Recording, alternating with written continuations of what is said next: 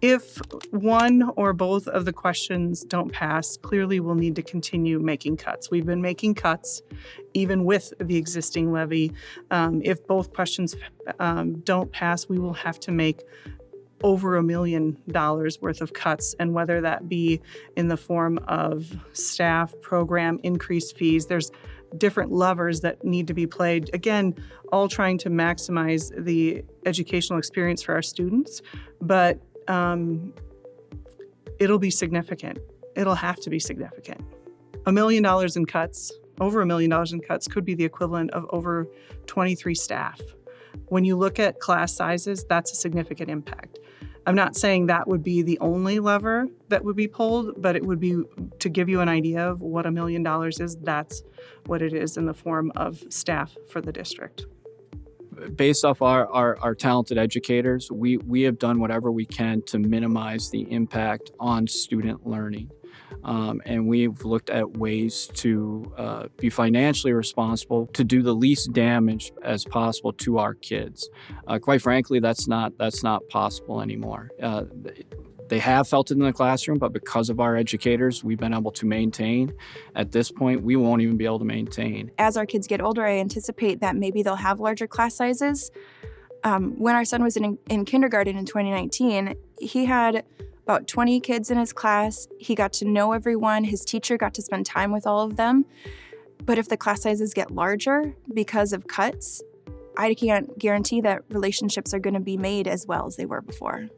We've been making, I think, substantial cuts for several years, and you just can't sustain that. We already have such a small budget in the first place that when you make another $1 million cut, that's material. That is strictly at this point salaries.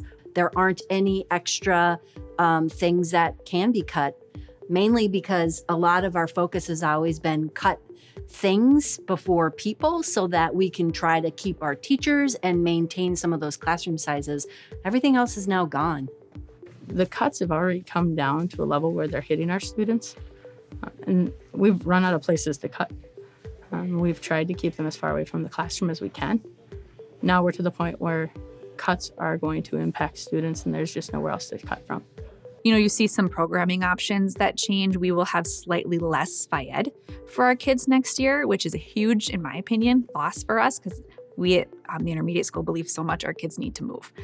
So little programming pieces like that too that will be affected. I think they seem small when you just kind of throw them out there, but in the day-to-day of how our building runs, it's a big deal. As much as we would like to say that we can add back the things we cut, we just simply can't.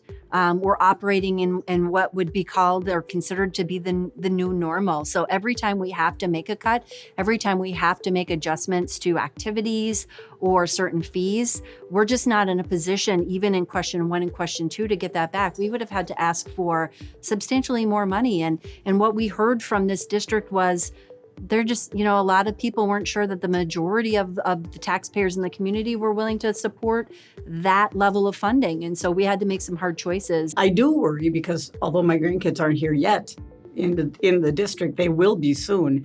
And if we don't get this passed, by the time they do get here in their beginning elementary school level, so to speak, we may not have the school system that we've all grown to love and appreciate. So anytime we have to make cuts, and this was true, when I was on the board 20 years ago, anytime we have to make cuts, those cuts almost never get brought back.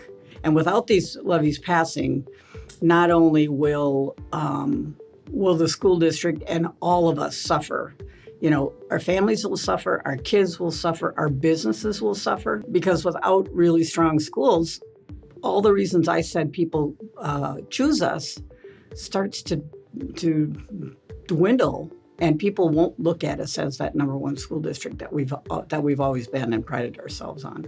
We do as an administrative team, as a leadership team, try our absolute best to run an efficient operation and be very wise with public resources, which I think is our responsibility, right? We need to be responsible with public funding.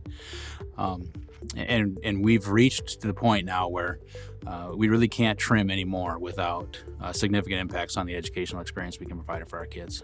just like in your own household, if you have a flat income and all the costs around you are going up and you are continuing to dip into your savings account every year to make ends meet, there comes to be a point where the money is just gone and you don't have any other means to sustain yourselves.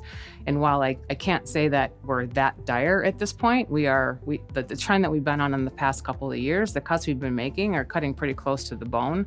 We're starting to see some direct impacts to kids in classrooms with class sizes and offerings going away, 7th and 8th grade activities, things like that are happening that are definitely impacting the kids. And if we can't reverse this trajectory in the next couple of years, I'm starting to get kind of concerned that the impact to the kids is going to be even more great than it already is.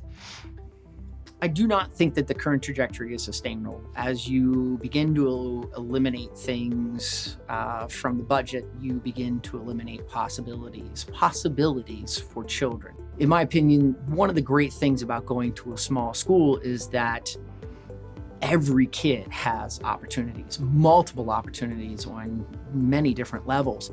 Reduction in the money would, in my opinion, reduce those opportunities for all those kids to take advantage of.